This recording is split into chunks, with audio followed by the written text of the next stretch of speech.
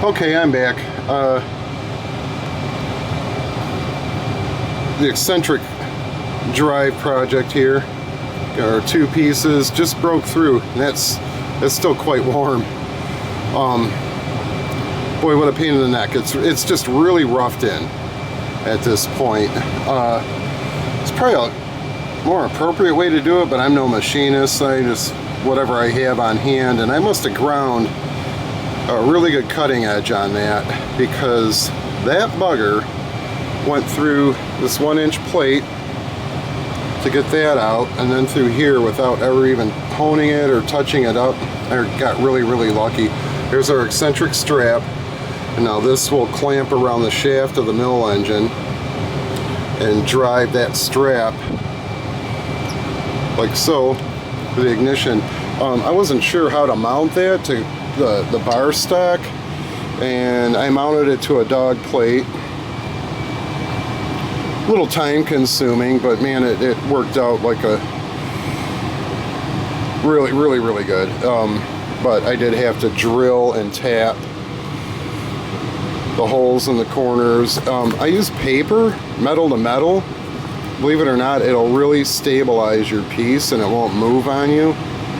Like I use it on the base of my cross feed, I'm milling parts or whatnot.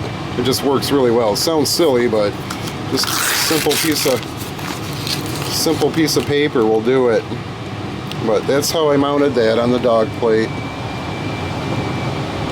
Got the billet out. Now I got the center roughed in. And I did use a parting off tool. You know, I had to make kind of a wide back and forth cut for that to get into that circumference. It's kind of a wide tool. But here's something I thought was kind of funny. Now here's some wishful thinking. It's 4 inches, and I could have put that on there and ran that through there. There ain't no way. There would have been so much distortion. I just saw this on the shelf and thought it was kind of funny. And, you know, somebody might be thinking, why didn't you just hole saw it? And there ain't no way. End up tearing up your equipment and the heat. This is 1 inch. It's cold rolled steel, which is really good to work with, but now I could come in and get precisely my 4 inch in there. I did install some leather spacers. I like them. They have a little bit of give to them, but it's just raw hide, tanned leather, real stable. They actually soak up oil. This isn't seeing a whole lot. It's just to drive the ignition on the magneto for the timing for the engine.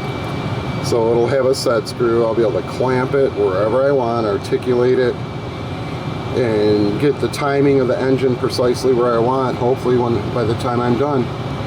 So, and again, I made it in 2 parts. It's a lot of hoops to jump through, but the flywheels on this engine are over 1,000 pounds, and I really don't have means to take them off and put them back on. I could, but they run so perfectly true, this engine, I don't want to fudge with it, so I'll just do that, bolt it around. And then the flyball governor pulley I'll make up probably out of maple, and it'll clamp the same way and go right next to this little fella here. But well, that's it for now. Thanks for watching.